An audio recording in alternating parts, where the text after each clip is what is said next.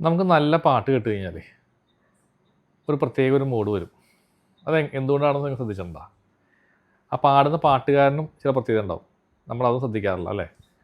അപ്പോൾ അവൻ്റെ ശബ്ദം കൊള്ളാം എന്ന് പറയും.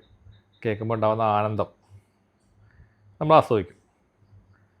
അപ്പോൾ ഇതിനെപ്പറ്റി നമ്മളൊന്ന് സൂക്ഷ്മമായിട്ട് പരിശോധിച്ച് കഴിഞ്ഞാൽ അങ്ങനെയുള്ള നമുക്ക് കേൾക്കാൻ ഇഷ്ടമുള്ള പാട്ടുകൾ പാടുന്ന പാട്ടുകാരെ നിങ്ങൾ ശ്രദ്ധിച്ചിട്ടുണ്ടോ? ആക്ച്വലി അവരുടെ ത്രോട്ട് ചക്ര അവേക്കണാണ്, ആക്ടിവേറ്റഡ് ആണ്. അതുകൊണ്ടാണ് അവർക്ക് അത്ര മധുരമായിട്ട് പാടാൻ പറ്റുന്നത്. നമ്മളിപ്പോൾ പ്രശസ്തരായ പാട്ടുകാർ ഇഷ്ടംപോലെ ഉണ്ട്, പേരെടുത്ത് ഞാൻ പറയുന്നില്ല. അവരെല്ലാവരും ഇതേപോലെ അവേക്കൻഡ് ആയിട്ടുള്ള ആളുകളാണ്. അവരുടെ ത്രോട്ട് ചക്ര അവേക്കൻഡ് ആണ്. അവിടെയുള്ളൊരു എന്താണ്, ഒരു ആക്ടിവേഷൻ വന്നിട്ടുള്ള ആൾക്കാരാണ്. അതുകൊണ്ടാണ് അവരുടെ ശബ്ദത്തിന് അത്രയും എനർജി നമ്മളെ സ്വാധീനിക്കാൻ പറ്റുന്നത്, നമ്മുടെ ഹാർട്ട് ചക്രനെ സ്വാധീനിക്കാൻ പറ്റുന്നത്, നമ്മുടെ ഇമോഷണൽ ചക്രനെ സ്വാധീനിക്കാൻ പറ്റുന്നത്. ചിലപ്പോൾ നിങ്ങൾക്കും അതുപോലെയുള്ള മാറ്റങ്ങൾ ചിലപ്പോൾ വന്നേക്കാം. ഒരു അവേക്കണിങ് സംഭവിക്കുന്ന ആളുകൾക്ക് ഉണ്ടാവാറുണ്ട്. അവേക്കണിങ് സംഭവിച്ചു കഴിഞ്ഞാൽ നമ്മുടെ വോയിസ് ഭയങ്കര ബാസായിട്ട് വരും. എൻ്റെ വോയിസ് നേരത്തെ ഒന്നും അത്ര നല്ല വോയിസ് ആയിരുന്നില്ല.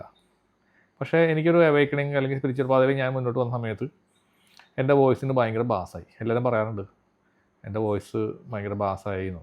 അപ്പോൾ ഞാനിവിടെ പാട്ടുകളൊക്കെ പാടി നോക്കാനൊക്കെ ശ്രമിച്ചിട്ടുണ്ട് കേട്ടോ. പക്ഷേ എനിക്ക് അത്ര നന്നായിട്ട് പാടാനൊന്നും പറ്റിയിട്ടില്ല. എന്നാലും ചില ചാനലുകളൊക്കെ ഞാൻ ചെയ്യാറുണ്ട്.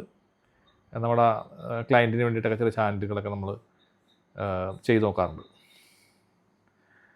അപ്പോൾ സംഗീതം എന്ന് പറഞ്ഞാൽ ഒരു ഹീലിങ്ങിന് വേണ്ടിയിട്ടുള്ള ഒരു ടൂള് തന്നെയാണ്, യാതൊരു സംശയമില്ല. അതിപ്പോൾ ഇൻസ്ട്രുമെൻ്റൽ സാധനമായാലും ആൾ പാടുന്നതാണെങ്കിലും നമ്മളെ സ്വാധീനിക്കാനായിട്ട് പറ്റും.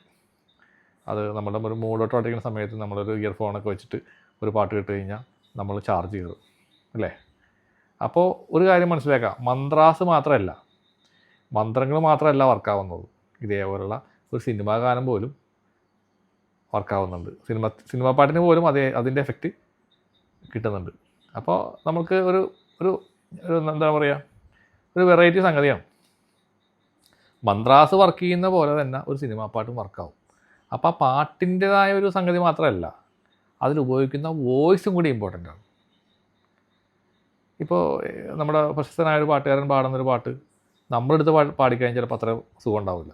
കാരണം അയാളെ അവേക്കൻഡ് ആയിട്ടുള്ളൊരു ആളാണ്, മീൻസ് അയാളുടെ ത്രോട്ട് ചക്ര ആക്ടിവേറ്റഡ് ആണ്. അപ്പോൾ നിങ്ങളിത് ഇനി ഇങ്ങനെയുള്ള പാട്ടുകൾ കേൾക്കുമ്പോൾ ഒന്ന് ശ്രദ്ധിക്കുക അതിനകത്ത് എന്താ ഉള്ളതെന്ന്.